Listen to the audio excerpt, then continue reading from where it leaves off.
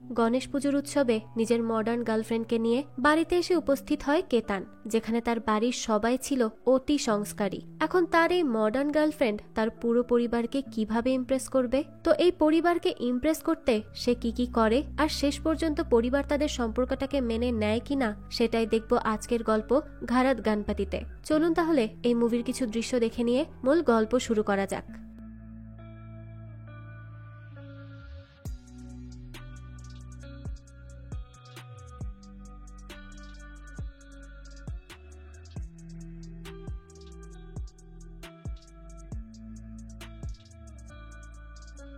শুরুতেই আমাদের ঘারাত ফ্যামিলিকে দেখানো হয়। তারা গণপতি উৎসবের জন্য গণেশের মূর্তি কিনতে আসে। সেখানে ছিল তাদের সবার আপ্পা, তিনি এই পরিবারের মুখ্য, আর তার দুই ছেলে ও নাতিরাও সেখানে ছিল। তারা মূর্তি কিনে তার জয়গান গাইতে গাইতে বাসার দিকে যেতে থাকে। অন্যদিকে ঘারাত ফ্যামিলির বাসায় গণেশকে স্বাগতম করার আয়োজন চলতে থাকে। সেখানে দেখানো হয় আপ্পার বড় ছেলের ওয়াইফকে। সে তার যা আহলিয়ার কাছে জানতে চায় যে তারা গণেশ নিয়ে কতক্ষণে পৌঁছাবে। আহলিয়ার কাছে তখন তার মেয়ে নেহার কল আসে। সে জানায় যে তারা অলমোস্ট বাসার সামনে চলে এসেছে, তাই তারা যেন রেডি থাকে। এখানে বলে দিই, আহলিয়া আপ্পার ছোট ছেলের ওয়াইফ। সে একটু বসি টাইপের, অর্থাৎ সে সবকিছু নিজের মন মতো করে আর যে কোনো কিছুতে ক্রেডিট নিতে পছন্দ করে, তাই তাকে পরিবারের কিছু মানুষ খুব একটা সহ্য করতে পারত না। যাই হোক, এরপর দেখানো হয় কুসুমকে। সে আপ্পার মেয়ে, সে সব কিছু সাজাচ্ছিল। আর এইদিকে বাইরে দীপালি আলপনা দিচ্ছিল।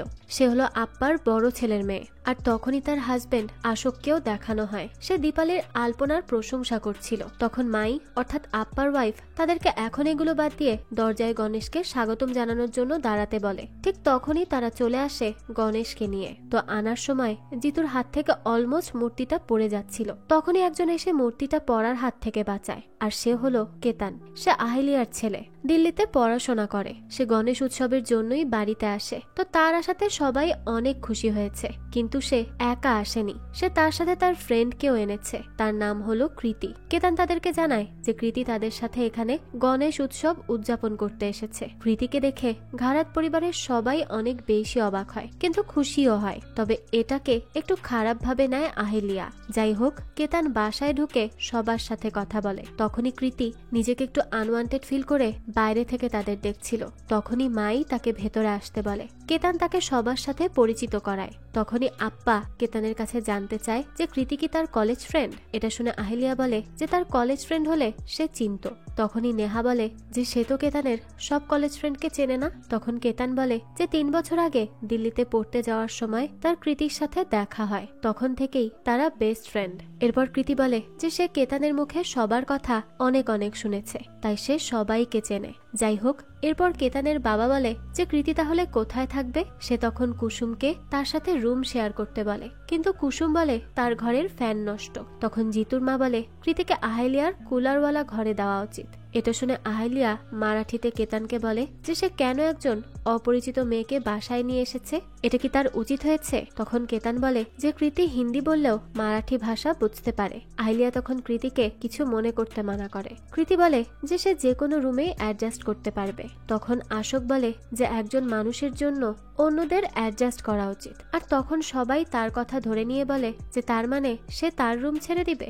বেচারা তখন আর না বলতে পারে না। আর কৃতিও তার রুমে থাকার জন্য শিফট হয়ে যায় কৃতির কাছে। এরপর নেহা যায়। নেহা বলে যে এরকম সবার সাথে মিলে গেলে সে খুব তাড়াতাড়ি এই বাড়ির বউ হয়ে যাবে। তখন কৃতি কথা ঘোরাতে গেলে নেহা বলে যে সে তার ভাইয়ের ইনস্টা স্টক করেছে, সে জানে তার রিলেশনশিপে আছে। এই কথা শুনেই তো কৃতি ব্লাশ করতে থাকে। আর এদিকে কেতানের ভাইরা যখন কৃতিকে ভাবি বলে ডাকে, তখন কেতানও এটা অস্বীকার করতে থাকে। আর অন্যদিকে আহলিয়া কেতানের বাবার সাথে কৃতিকে এই বাসায় থাকতে বলার জন্য বেশ ঝগড়া করে। আরো বলে যে তার ফ্যামিলি মডার্ন মেয়েকে তাদের বাসায় থাকার জন্য মেনে নিবে। তো যাই হোক, রাত হলে কৃতি সবাইকে ইমপ্রেস করার জন্য তাদেরকে খাবার বেড়ে দিতে চায়। এটা যখন সে করছিল, তখন কুসুম আহলিয়ার কাছে জানতে চায় যে সে কেতানের বিয়ে নিয়ে কি ভেবেছে। তখন আহলিয়া কৃতির কাছে জানতে চায় যে কেতানের দিল্লিতে কি কারোর সাথে কমিটমেন্ট দেওয়া আছে। কৃতি তখন না বলে। তখন আহলিয়া তাকে শুনিয়ে শুনিয়ে কেতানের জন্য একটি মেয়ে দেখার কথা বলে।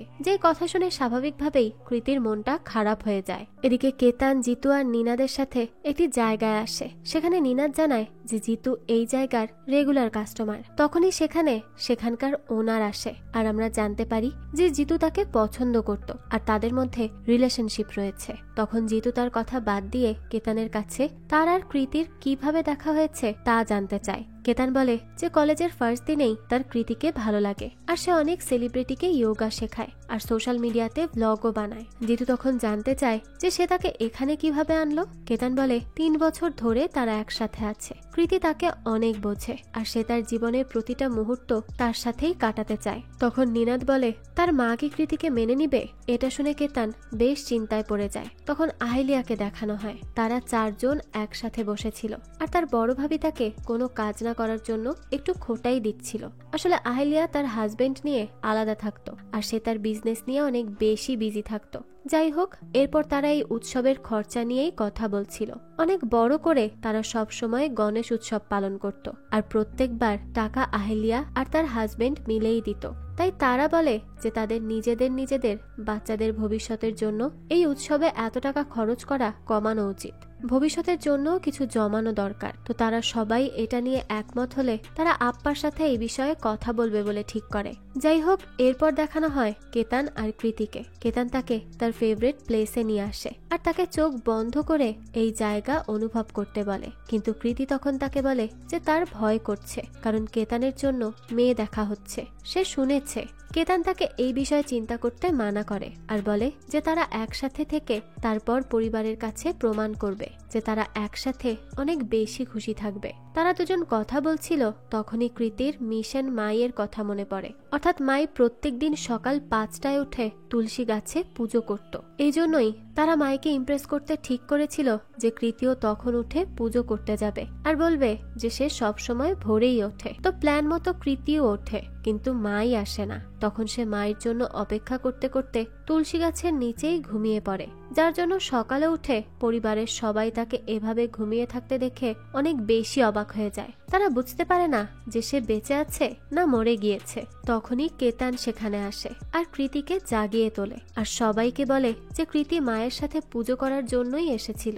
তখন কুসুম বলে যে মাই পুজো করে, কিন্তু গণেশ পুজো নিয়ে ব্যস্ত থাকায় তার অন্যান্য আরো কাজ করার থাকে। কৃতি তখন অনেক বেশি এম্বারেস ফিল করতে থাকে। যাই হোক, তখনই সেখানে পণ্ডিত আসে আর তাদেরকে দেখে বলে যে কেতান এবার কাপল হয়ে পুজো করবে। এটা শুনে আলিয়া বলে যে তারা শুধুই ফ্রেন্ড। পণ্ডিত বলে বিয়ের আগে তো সবাই ফ্রেন্ডই থাকে। যাই হোক, এরপর পুজোর আয়োজন শুরু হয়। কেতান পুজো করতে থাকে। তখনই কৃতি এসে ব্লগ করতে শুরু করে। সে সবকিছু তার ফলোয়ার্সদেরকে দেখাতে থাকে, যেটা নিয়ে আহালিয়া খুশি ছিল না। যাই হোক, ভিডিও করতে থাকলে কেতান নেহাকে কৃতিকে অন্য কোথাও নিতে বলে। নেহা তাকে নিতে যাবে, তখন এইদিকে আহালিয়া সবার সামনে জিতুর মায়ের কাছে 60,000 টাকা দেয় এবং বলে সে তাদের চাওয়ার থেকে বেশিই দিয়েছে, যাতে তারা বারবার তার কাছে টাকা না চায়। সে এটাও বলে পরিবারের সব টাকা তো সেই দিয়ে আসছে, অর্থাৎ সে একটু কথা শোনায়। তখন জিতুর মা বেশ কষ্ট পায় আর অনেক বেশি ইনসাল্টেড ফিল করে, কিন্তু তার তো আর কোনো উপায় নেই। এজন্য সে আর কিছুই বলতে পারে না। এটা দেখে তখন কৃতিরও বেশ খারাপ লাগে। যাই হোক, এরপর কৃতি কিচেনে যায়, যেখানে গণেশের প্রসাদ বানানো হচ্ছিল। সে তখন প্রসাদের থালা থেকে একটি প্রসাদ খায় তার ফলোয়ারদের দেখানোর জন্য। তখনই জিতুর মা সেখানে চলে আসে। তাই দীপালি আর নেহা তাকে প্রসাদ লুকাতে বলে, কারণ প্রসাদ গুনে রাখা ছিল আর এই প্রসাদ কারো খাওয়াও মানা ছিল। তো মাই এসে একটা প্রসাদ কম দেখে জিতুর মাকে কথা শোনাতে থাকে। সেও বুঝতে পারে না যে একটা প্রসাদ কমলো কিভাবে। যাই হোক, তো তারা সেখান থেকে চলে গেলে নেহা কৃতিকে বলে যে এই বাড়িতে পার্মানেন্টলি থাকতে হলে তাকে আরো কেয়ারফুল থাকতে হবে। এটা শুনে দীপালি এর মানে জানতে চায়। যাই হোক, এরপর দেখানো হয় সবাই একসাথে পুজো সম্পন্ন করে, কিন্তু তখনই কৃতি বেশ লেফট আউট ফিল করতে থাকে। তাই কেতান তাকেও তাদের সাথে নেয়। এরপর প্রসাদ দেওয়ার সময় আসলে কেতান কৃতিকে সবাইকে প্রসাদ দিতে বলে। কৃতি প্রসাদ নিয়ে দিতে থাকলে জিতুর বাবা জিতুকে যে সবাইকে প্রসাদ দিতে বলে। জিতু বলে যে তাকে তারা কোনো কাজ নিজের ইচ্ছা মতো করতে দেয় না, সব সময় তাদের কথা মতো কাজ করতে হয়। তখনই মাই এসে তাদেরকে এই সব কথা বাদ দিয়ে জিতুকে কৃতির সাথে প্রসাদ দিতে বলে। তখন কৃতি জিতুকে সরি বলে আর বলে যে তার জন্য তাকে বকা শুনতে হলো। জিতু বলে সে ইউজ টু, এসব তার সাথে সচরাচরই হয়ে থাকে। সে ট্যুরিজমের কোম্পানি খুলতে চেয়েছিল, কিন্তু তার বাবা তাকে মানা করে দিল। অফিস রেন্ট করারও টাকা দিল না। তখন কৃতি তাকে অফলাইনে স্বপ্ন দেখে তা অনলাইনে বাস্তবায়ন করতে বলে। যাই হোক, এরপর দেখানো হয় তারা 4 জন মিলে আপ্পা আর মাইকে পরের বছর গণেশ উৎসব না করার জন্য কথা বলার চেষ্টা করতে থাকে, কারণ এতে নাকি তাদের অনেক খরচা হয়ে যায়। তো এইদিকে 2 ভাই মিলে আপ্পাকে বোঝানোর চেষ্টা করে, আর অন্যদিকে 2 যা মিলে মাইকে বোঝানোর চেষ্টা করে, কিন্তু কেউই তাদের কথা ভয়তে বলতেই পারে না। তারা বোঝে না যে এটা বললে কিভাবে মাই আর আপ্পা রিয়াক্ট করবে। তারা ইনডিরেক্টলি বোঝানোর চেষ্টা করে, কিন্তু তাদের প্ল্যান কাজ করে না। এদিকে কৃতি আপ্পাকে তাসের কার্ড গিফট করে। আপ্পা তো কার্ড পেয়ে খুব খুশি হয়। তখন কৃতি তাকে বলে যে তারা আগে পরিবারের সবাই মিলে দীপাবলিতে কার্ড খেলতো। তার মা যখন তাদের সাথে খেলতো তখন অনেক মজা হতো, কিন্তু এখন সে নেই, তাই আর ভালোও লাগে না। তখন আপ্পা মনে করে তার মা হয়তো মারা গিয়েছে, কিন্তু কৃতি বলে তার মা আর বাবার ডিভোর্স হয়ে গেছে, আর এখন তাদের আরও দেখা হয় না, কারণ সে আর কেতান তো একসাথে থাকছে। এই লাইন সে শেষ করতেই যাবে, তখনই কেতান গ্লাস ফেলে তাকে সতর্ক করে। এরপর দেখানো হয় আহেলিয়াকে। সে সুনন্দাকে মাইকে তাদের কথা না বলতে পারায় বেশ কথা শোনাতে থাকে। সুনন্দাও বলে যে সে কেন বলেনি, এটা নিয়েই তাদের কথা কাটাকাটি হয়। তখন আহেলিয়া বলে যে সেই মাইকে জানাবে। এটা বলে সে সেখান থেকে চলে যায়। যাই হোক, এরপর কৃতি আর কেতানকে দেখানো হয়। কেতান কৃতিকে বকা দেয়, কারণ সে আপ্পার সামনে একটু হলেই তাদের একসাথে লিভিনে থাকার কথাটা জানিয়ে দিত। তাছাড়া সে আগের দিন পুজোতে যেই ড্রেস পরেছে তাও অ্যাপ্রোপ্রিয়েট ছিল না। কৃতি তখন তাকে বলে যে সে আগে তো তাকে তার ড্রেস আপ নিয়ে কিছু বলতো না, এখন এখানে এসে সে চেঞ্জ হয়ে গিয়েছে। কেতান বলে যে তার তো এতে কোনো সমস্যা নেই, কিন্তু সে চায় কৃতি যেন তার ফ্যামিলির কাছে নিজেকে সংস্কারী প্রমাণ করতে পারে, এজন্যই সে বলছে। যাই হোক, এরপর রাতের বেলা কৃতি দীপালিকে বাইরে শুতে দেখে তাকে তার সাথে শুতে বলে। তখন দীপালি তাকে বলে যে কৃতির কত স্বাধীনতা আছে, কিন্তু তাকে যে কোনো কিছু করার আগে সবার থেকে পারমিশন নিতে হয়। তারপর সে এটাও বলে যে গণেশের পারমিশন ছাড়া সে মাও হতে পারছে না, অর্থাৎ তার বাচ্চা হচ্ছিল না। তখন কৃতি তাকে বাচ্চা অ্যাডপ্ট করতে বলে, কারণ তাদের গণেশও পার্বতীর নিজের সন্তান ছিল না। এটা শুনে দীপালি বলে যে সে আর পার্বতী তো এক না। যাই হোক, সকালে উঠে কৃতি যোগা করতে আসে। তখনই সেখানে নিনাদ আর একপাশে আপ্পা সিগারেট খাচ্ছিল। তখন নিনাদ কৃতিকে এইদিকে আসতে দেখে ভাবে যে তার সিগারেট খাওয়া মেবি ধরা পড়ে যাবে, কিন্তু কৃতি আপ্পাকে দেখে। আপ্পা তাকে এই বিষয়ে কাউকে স্পেশালি মানে মাইকে জানাতে মানা করে, এটাকে সিক্রেট রাখতে বলে। সে আরো বলে যে যদি সে তার সিক্রেটটা রাখে তাহলে সেও তার একটি সিক্রেট রাখবে। তো কি সিক্রেট সেটা জানতে চাইলে আপ্পা বলে যে তার আর কেতানের রিলেশনের কথা সে জেনে গিয়েছে, কিন্তু সে এটা নিয়ে খুশি ছিল, তার এসবে কোনোই সমস্যা নেই। আর আপ্পাকে তার সাইডে পেয়ে কৃতিও অনেক বেশি খুশি হয়ে যায়। সে বাসায় এসে এটা কেতানকেও জানায়। কেতানও তো এই কথা শুনে অনেক হ্যাপি হয়। এরপর কেতান তাকে রেডি হতে বলে, কারণ আজ তারা ঘুরতে যাবে। এরপর তারা সবাই মিলে ঘুরতে যায়।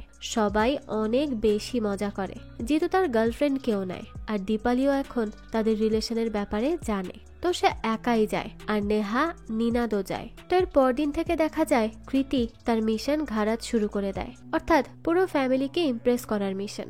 সকালে কৃতি সবার জন্য জুস বানিয়ে নিয়ে যায়। সবাই তো এতে বেশ খুশি হয়। এরপর সে আপ্পাকে বলে সে যোগা করাতে চায়। তো আপ্পার কথায় সবাই যোগা করতে রাজিও হয়, আহেলিয়াও করে। আস্তে আস্তে সবাই কৃতিকে পছন্দ করা শুরু করে। যাই হোক, এরপর দেখা যায় ভাও জিতুর কাছে যায় এবং তাকে ফোন থেকে বেরিয়ে সবার সামনে কিছু কাজ করতে বলে। জিতু বলে যে সে কি করবে। ভাও তাকে বলে যে তার বাবা সে, তার সাথে সে তর্ক কেন করছে। তখন নিচে থেকে কৃতি জিতুকে বলে যে সে সোশ্যাল মিডিয়াতে তার জন্য ট্যুরিজমের অ্যাকাউন্ট খুলে দিয়েছে।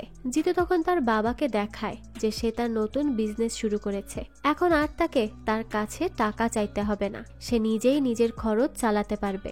এসব শুনে ভাও বলে যে সে এখন তাকে টাকার গরম দেখাবে। তখন কৃতি বলে যে তার উচিত জিতুকে তার মন মতো কাজ করতে সাপোর্ট করা। এটা শুনে ভাও তার উপর রেগে যায় এবং সে কৃতিকে গেস্টের মতোই থাকতে বলে, তাকে অ্যাডভাইস দিতে মানা করে। তখনই কেতান আসলে সে কেতানকেও কৃতিকে তার ব্যাপারে কথা বলতে মানা করে সেখান থেকে চলে যায়। সে সময় জিতুও অনেক ভেঙে পড়ে। এরপর কৃতি কেতানকে ভাওকে কিছু বলতে বলে, কিন্তু কেতান বলে যে ভাও তার চাচা হয়, তার সাথে সে আর্গিউ করতে পারবে না, তখন কৃতি আপ্পার কাছে যায় আর তাকে বলে যে সে সবার মন মতো হতে চাচ্ছে, কিন্তু কেন যেন বারবারই সব উল্টো পাল্টা হয়ে যাচ্ছে। তখন আপ্পা তাকে বলে যে গণেশ তার মনের কথা সব জানে, সে সব ঠিক করে দিবে, তাই কৃতি যেন কোনো চিন্তা না করে, আর এখন সে যেন তার সাথে তাস খেলে। তখন কৃতি বলে যে এইবার তারা দিল্লির স্টাইলে খেলবে।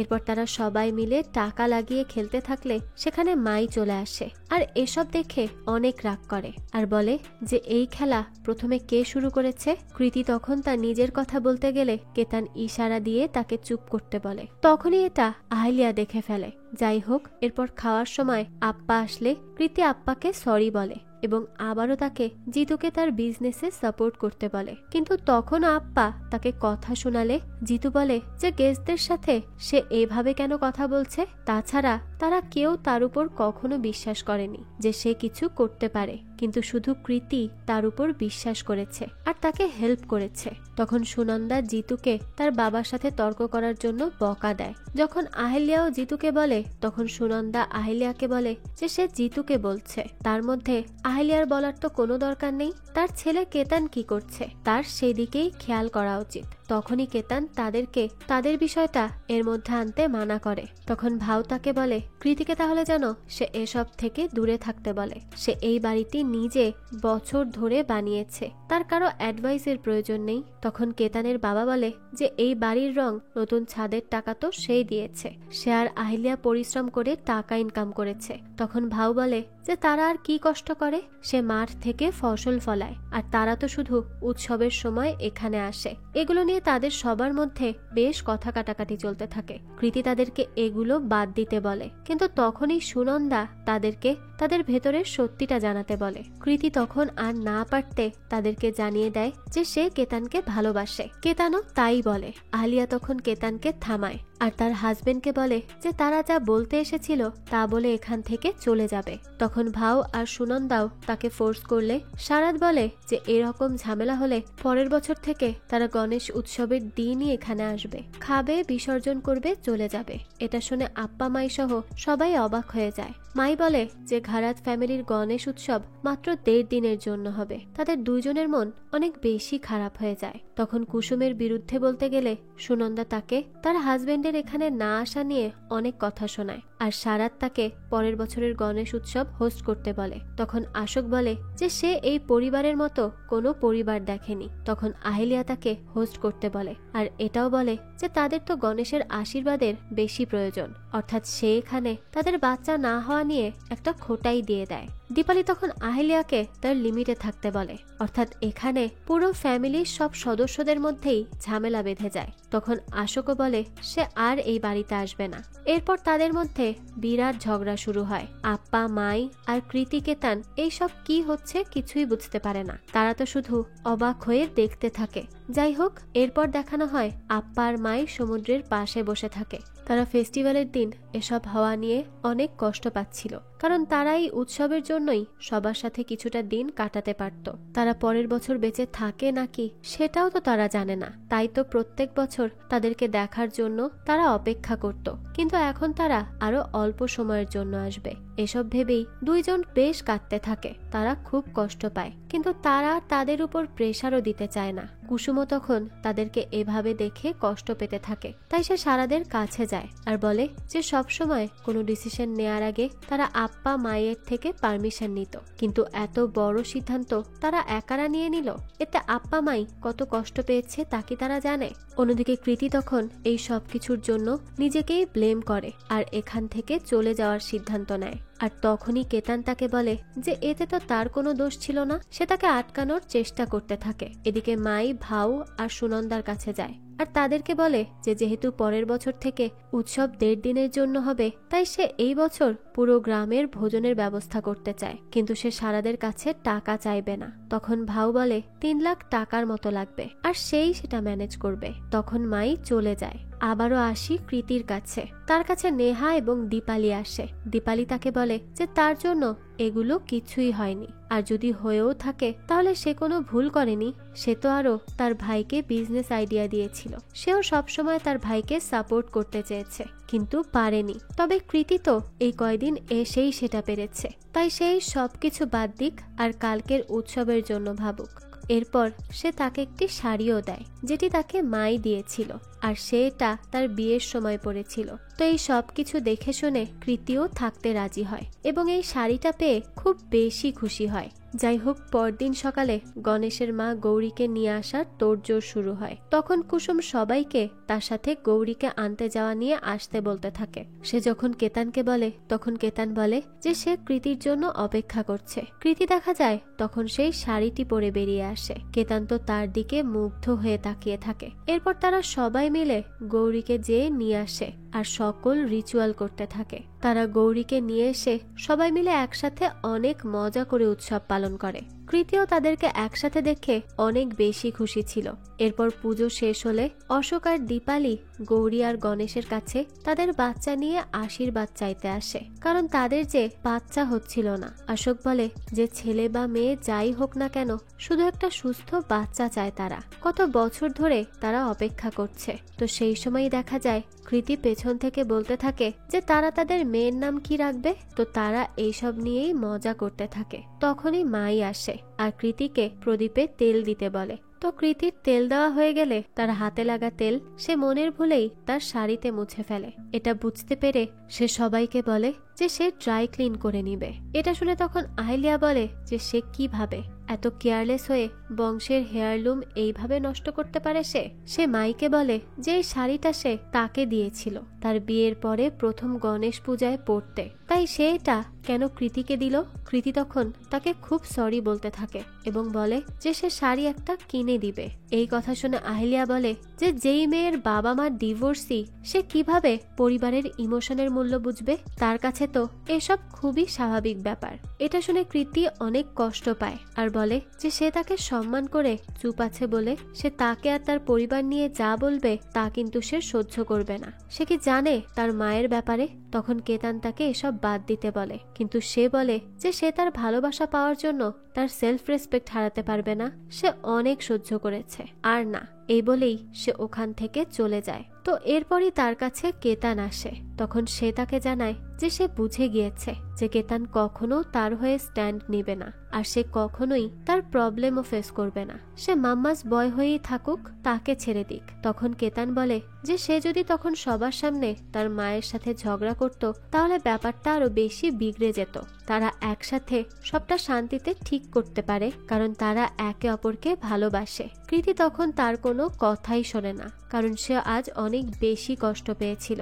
যাই হোক, কিছুক্ষণ পর কেতানের কাছে জিতু আসে আর জানায় যে কৃতি চলে যাচ্ছে, তার কিছু করা উচিত। কারণ যেই মেয়ে তার জন্য মাইলের পর মাইল পাড়ি দিয়ে এখানে এসেছে, সেই মেয়েকে তার হারানো উচিত না। আর এত দিন ধরে সে অনেক চেষ্টা করেছে সবাইকে ইমপ্রেস করতে। কেতান তো অনেক লাকি এরকম একজনকে তার সাথে পেয়ে। আর এই কৃতির জন্যই যদি সে স্ট্যান্ড না নেয় তাহলে তার খারাপ তো লাগবেই, সে কষ্ট তো পাবেই। তাই তাকে যেভাবেই হোক আটকানো উচিত। কেতান তখন এটা নিয়ে খুব ভাবতে থাকে। এইদিকে দেখানো হয় কৃতি সেখান থেকে চলে যাওয়া নিয়ে অনেক বেশি কষ্ট পাচ্ছিল। আর তার এখান থেকে চলে যাওয়া মানে তো তার আর কেতানের মধ্যে সম্পর্কও একেবারে শেষ হয়ে যাওয়া।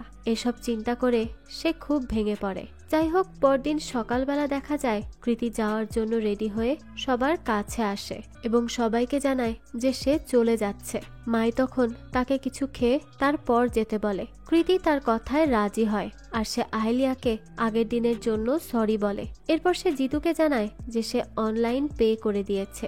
আসলে সে হলো জিতুর ট্যুরিজম কোম্পানির প্রথম কাস্টমার। তো জিতু তাকে বলে যে সে এভাবে তার প্রথম কাস্টমার হবে সে বুঝতে পারেনি। কৃতি তাকে বলে যে বিজনেসকে পার্সোনাল লাইফের সাথে না মেলাতে, সে যেন অনেক হার্ড ওয়ার্ক করে। তখন কৃতিকে চলে যেতে দেখে মাই কুসুমকে দই আনতে বলে, কিন্তু সে না আনতে চাইলে সে নিজে আনতে যায়। এদিকে কৃতিকে নেহা আর দীপালি জড়িয়ে ধরে কাঁদতে থাকে। তারপর সে গাড়িতে উঠতেই যাবে, তখন ঘরের ভেতর মায়ের পড়ে যাওয়ার আওয়াজ আসে। সবাই তো এটা শুনে তাড়াতাড়ি কিচেনের দিকে যায়। তখনই তারা মাইকে মেঝেতে পড়ে থাকতে দেখে। এই দেখে তো তারা সবাই অনেক বেশি ঘাবড়ে যায়। তখনই কৃতি সেখানে আসে আর সবাইকে একটু দূরে দাঁড়াতে বলে আর বলে যে মায়ের তার বাবার মতো সুগার লো হয়ে গিয়েছে। তখনই সে চিনির পানি এনে তাকে খাওয়ায়। সেখানে তখন আপ্পা বেশ চিন্তা করছিল, তাই সে আপ্পাকে বলে যে মাই ঠিক আছে। তখন মায়ের জ্ঞান ফিরলে সবাই একটু স্বস্তি পায়। এরপর ডাক্তার এসে তাদেরকে জানায় যে তার সুগার লো হয়ে গিয়েছিল, আর এটা খুবই কমন। তখন আহিলিয়া তাকে এরপর এরকম কিছু হলে কি ওষুধ খাওয়াবে তা জানতে চায়। ডাক্তার তখন কৃতিকে দেখে বলে যে সে তো আছে, সেই তার ওষুধ হয়ে তাকে সুস্থ করে ফেলতে পারবে। তখন মাই বলে যে সে এখন সুস্থ, এখন সে ভোজনের আয়োজন শুরু করবে। এই বছরের ভোজন যেন গণেশ আর গৌরীর জন্য আনন্দজনক হয়, তার ব্যবস্থাই সে করবে। এরপর দেখানো হয় কৃতি তার জিনিসপত্র আনলোড করছে, কারণ মাই তাকে উৎসবটি শেষ হওয়া পর্যন্ত এখানে থেকে যাওয়ার রিকোয়েস্ট করে। তখন তার কাছে কেতান আসে আর তাকে বলে যে সে যেন তাকে সুযোগ দেয়, সে সবটা ঠিক করে দিবে, কোনো একটা ম্যাজিক হবেই। তখন কৃতি বলে যে ম্যাজিকের প্রয়োজন নেই, প্রয়োজন হলো এফোর্টের। এরপর আপ্পাকে দেখানো হয় সে বাজারে ভোজনের জন্য জিনিসপত্র কিনতে গিয়েছিল।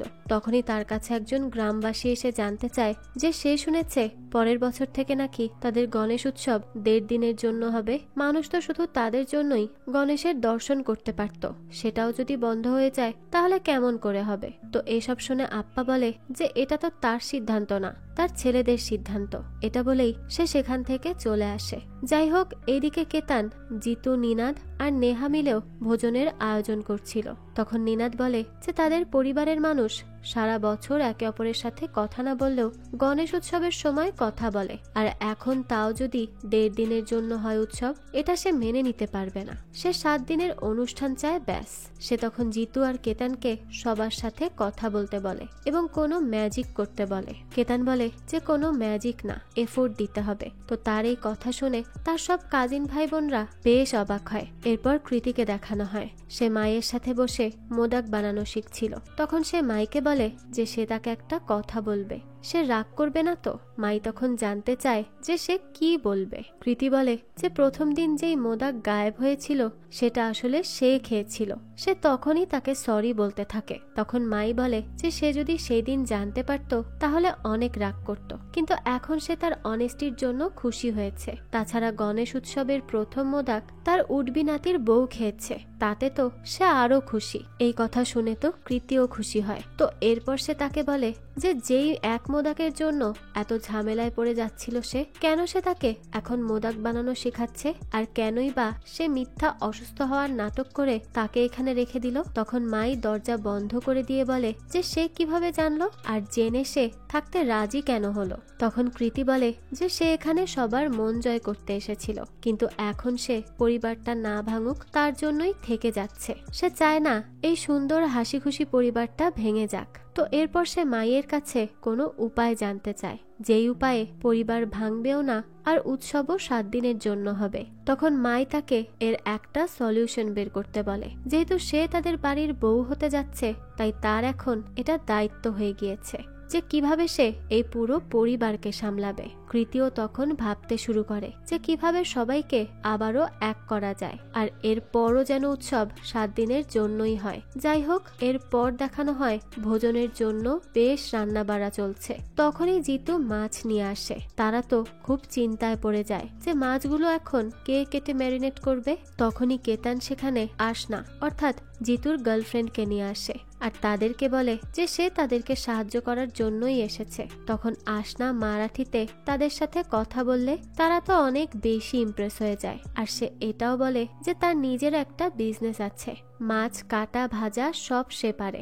এটা শুনে তো সুনন্দা সহ সবাই আরো বেশি ইমপ্রেস হয়। এরপর মাইকে দেখানো হয় সে সারাতকে ডেকে বলে যে ভাও ভোজনের আয়োজন করছে, আর এইদিকে গ্রামের মানুষরা পানির রাস্তা বন্ধ হওয়ায় কাজ করতে পারছে না, তাই সে যেন বাঁধ সরানোর কাজটা করে দেয়। সারাত তখন কাজটি করতে রাজিও হয়ে যায়। তখন এইদিকে অশোক জঙ্গলের মধ্য থেকে নিনাদকে ধরে আনে আর সবার সামনে এনে বলে যে আজকে সে নিনাদের কাছে লাইটার পেয়েছে, তার মানে সে সিগারেট খায়। আর এটা যদি গ্রামের মানুষ জানতে পারে তাহলে তাদের সম্মানের কি হবে? সবাই তো তাদেরকে নিয়ে অনেক বাজে কথা বলবে। তো এসব শুনে তখন কুসুম তাকে ধরে মারতে যায়, কিন্তু সেই সময় কৃতি তাকে আটকায় আর তার কাছ থেকে লাইটার নিয়ে বলে যে এটা তার। এই বলেই সে ওখান থেকে চলে যায়। এই সব শুনে আশোক বলে, আহলিয়ার বৌমা যে সিগারেট খায় সেটা তো তার জানা ছিল না। এই কথা শুনে আহলিয়া বলে যে সে তার বৌমা না, আর কখনো হবেও না, আর সে এরপর শিওর হয়ে যেন কাউকে দোষারোপ করে, খামোখা যেন কার উপর দোষ না চাপায়। তখন আশোক বলে যে দিল্লির মেয়েরা যে এমন সিগারেট খায় এটা তো সে যেয়ে দেখেনি। তখন কেতান বলে যে তার কাছে লাইটার থাকলেই যে সে সিগারেট খায় এমনটা তো নয়, সে ইয়োগা শেখায়, সে কত মানুষকে হেলদি লাইফস্টাইলের কথা বলে। তার লাইটার তার মেডিটেশনের জন্য মোমবাতি বা আগরবাতি জ্বালানোর জন্যই লাগতে পারে। তারা কেন ব্যাপারটাকে শুধু নেগেটিভ দিকেই নিচ্ছে? এই সব কিছু তখন দূর থেকে কৃতি শুনছিল, আর কেতানকে তার জন্য স্ট্যান্ড নিতে দেখে সে অনেক বেশি খুশি হয়ে যায়। যাই হোক, এরপর দেখানো হয় ভাউকে। সে ভোজনের জন্য টাকা ম্যানেজ করতে ধার চেতে যায়, কিন্তু দেখা যায় কেউই তাকে ধার দিচ্ছিল না, না ব্যাংক ধার দিচ্ছিল না অন্য কেউ। আরো তারা তাদের পরের বছরের গণেশ উৎসব নিয়ে জানতে চাচ্ছিল, যে পরের বছর আদৌ কি গণেশ উৎসব হবে, আর 1.5 দিনের উৎসব হলে কি বা হবে। তো সে এইগুলো নিয়ে অনেক বেশি আপসেট ছিল।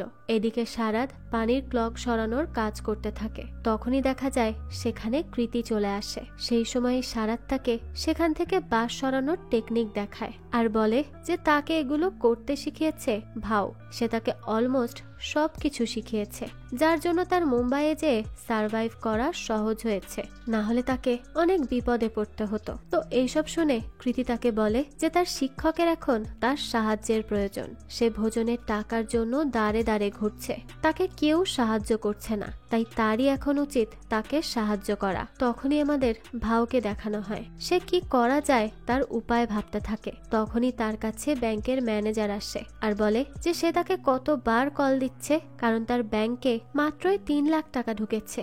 এই কথা শুনে তো ভাউ খুবই অবাক হয়ে যায়, আর সে ভালো মতোই বুঝতে পারে যে এই কাজ কে করেছে। তাই সে সারাদের কাছে যায়। সারাদ বলে যে তার এই বাদ সরাতে অনেক কষ্ট হয়েছে। সে এখন বুঝতে পারছে যে ভাউয়ের কত কষ্ট হয় এগুলো করতে।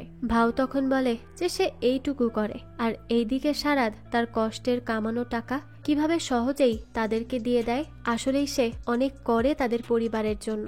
তখন সারাদ বলে তারা একে অপরের জন্যই তো করে, আর একসাথে তারা সব কিছু করতে পারবে। তখনই ভাউ তার হাত সারাদের দিকে বাড়িয়ে দেয়, আর তারা দুজন মিলে ছোটবেলার মতো কুয়োতে যেয়ে লাফ দেয়। এভাবেই তারা নিজেদের মধ্যে সকল সমস্যা ভুলে আবারও এক হয়ে যায়। আর কুয়ো থেকে উঠে যখন তারা ভিজে সেই ছোটবেলার মতো আসছিল, তখনই এটা আপ্পা দেখে আর অনেক খুশি হয় তার 2 ছেলেকে এভাবে মিলে যেতে দেখে। যাই হোক, এরপর সে তাদেরকে এখন চেঞ্জ করে সবাইকে আপ্যায়ন করার জন্য রেডি হতে বলে। এরপর তারা সবাই রেডি হয়ে আসে, আর সবাই মিলে সবাইকে আপ্যায়ন করতে থাকে। তখন কৃতি মাই আর আপ্পাকে বলে যে তাদের প্ল্যান কাজ করে গিয়েছে। এটা আসলে মায়ের প্ল্যান ছিল। সে চেয়েছিল 2 ভাইকে 2 ভাইয়ের দায়িত্ব দিয়ে ফিল করানো যে তারা দুইজনই অনেক কষ্ট করে তাদের নিজ নিজ জায়গা থেকে, আর তারা ঠিকই এই ব্যাপারটা বুঝতেও পেরেছে। যাই হোক, কিন্তু মাই কৃতি আর কেতানের মধ্যে ঝামেলা হওয়া নিয়ে বেশ আপসেট ছিল। তখন আপ্পা কৃতিকে বলে যে তাদের এই শেষ ভোজন তাদের জীবনের শেষ উৎসব হলেও সে খুশি থাকতো যদি এরপর সে আর কেতান মিলে যেত, আর তারা তাকে বৌমা হিসেবে পেত।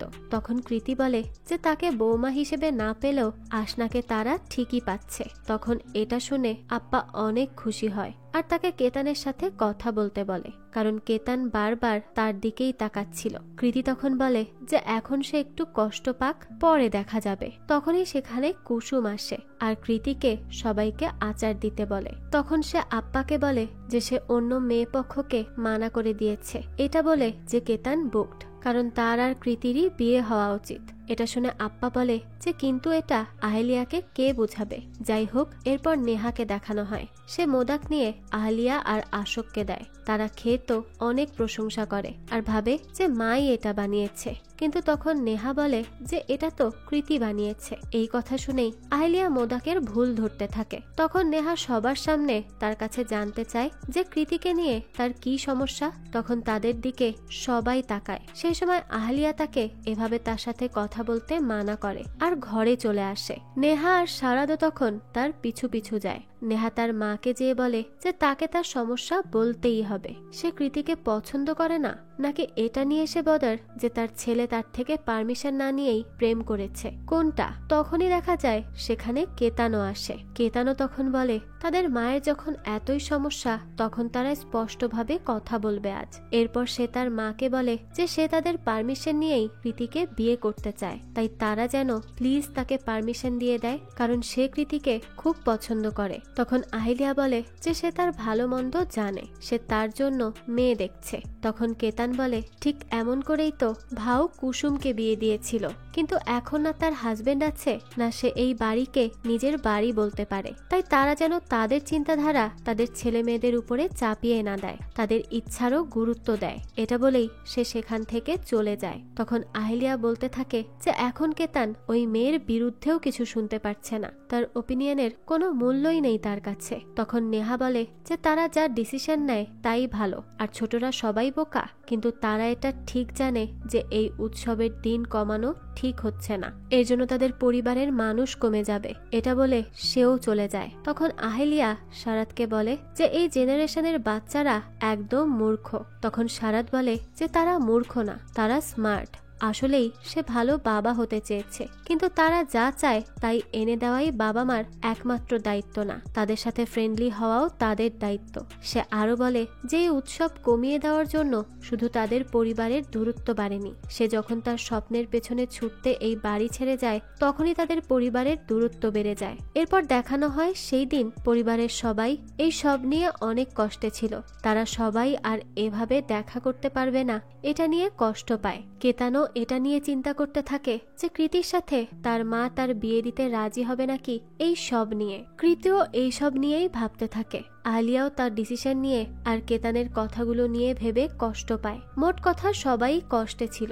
যাই হোক, এরপর দেখানো হয় জিতু ক্যাটারিনের সবকিছু লোড করছিল। তখন এই ভাও তাকে একটু রেস্ট নিতে বলে। এরপর সে তার কাছে তার বিজনেস কেমন রেসপন্স পাচ্ছে তা জানতে চায়। তখন জিতু জানায় যে সে একদিনে 2-3টা করে রেসপন্স পাচ্ছে। তখন ভাও বলে যে তারা কি যারা টুরিস্ট আসবে তাদেরকে খাবার বানিয়ে বাসায় পাঠিয়ে দিতে পারবে। জিতু বলে এই মোবাইল দিয়ে সব সম্ভব। তখন ভাও তার কাছে এসে বসে আর বলে যে সেও সবসময় নিজের বিজনেস শুরু করতে চেয়েছে, কিন্তু আত্মবিশ্বাসের অভাবে পারেনি, তাই সে তাকেও সাপোর্ট করতে পারেনি। তার জন্য সে তার কাছে ক্ষমা চায়। তখন জিতু তাকে বলে যে সে হয়তো বড় লোক ছিল না, কিন্তু সে অনেক ভালো বাবা, সবচেয়ে ভালো। এটা বলে তারা একে অপরকে জড়িয়ে ধরে আর তাদের মধ্যকার সব সমস্যা দূর হয়ে যায়। এরপর দেখানো হয় আহিলিয়াকে। তার কাছে মাই আসে আর তাকে বলে যে প্রত্যেকটা মা তার পরিবার আর সন্তান নিয়ে প্রোটেক্টিভ থাকে।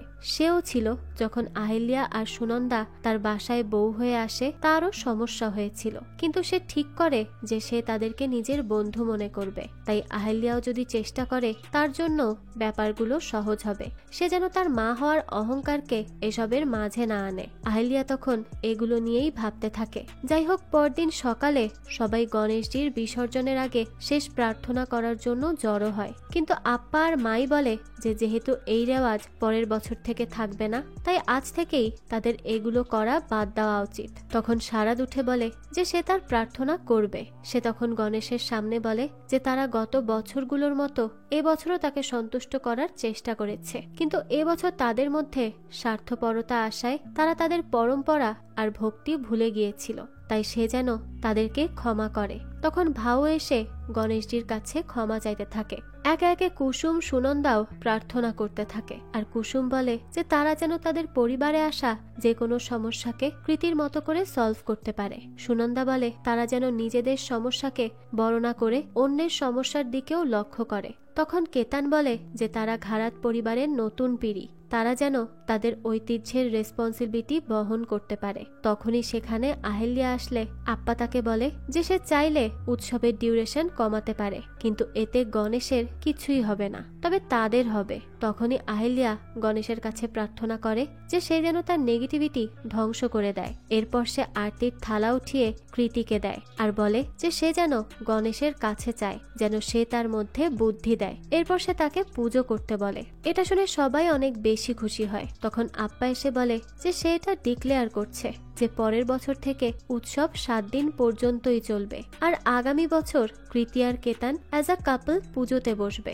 তখন ভাও বলে যে তার সাথে সাথে জিতু আর আশনাও বসবে। তো ফাইনালি পরিবারের সকল সমস্যা দূর হয়ে যায় আর সবাই খুশিতে গণেশ বিসর্জন করতে যায়। এরই সাথে সাথে এই গল্পেরও হ্যাপি এন্ডিং হয়। পরিবারের সবাই এক থাকলে যে কোনো সমস্যাকে দূরে ঠেলে দেওয়া সম্ভব, আর এই গল্পের মাধ্যমে এটাই বোঝানো হয়েছে। তো এই পুরো পরিবারের গল্পটা আপনাদের কাছে কেমন লেগেছে সেটা অবশ্যই আমাদেরকে কমেন্ট করে জানাবেন। যদি এতটুকুও ভালো লেগে থাকে তাহলে একটি লাইক দিয়ে যাবেন। আর হ্যাঁ, আমাদের এই চ্যানেলে কিন্তু প্রতিনিয়তই নতুন নতুন ভিডিও আপলোড করা হয়। সেই সব ভিডিওর আপডেট পেতে আমাদের চ্যানেলটিকে সাবস্ক্রাইব করে বেল আইকনে অল দিয়ে রাখতে কিন্তু ভুলবেন না। আর এই সম্পূর্ণ মুভিটি আমাদের টেলিগ্রাম চ্যানেলে আপলোড দেওয়া আছে। মুভিটি দেখতে চাইলে কমেন্ট বক্সে দেওয়া লিঙ্ক থেকে জয়েন করে নিন আমাদের টেলিগ্রাম চ্যানেলে। আজকে তাহলে এই পর্যন্তই, আবারও হাজির হব নতুন কোনো ভিডিও নিয়ে। সেই পর্যন্ত সবাই ভালো থাকবেন আর আমাদের চ্যানেলের সাথেই থাকবেন। ধন্যবাদ।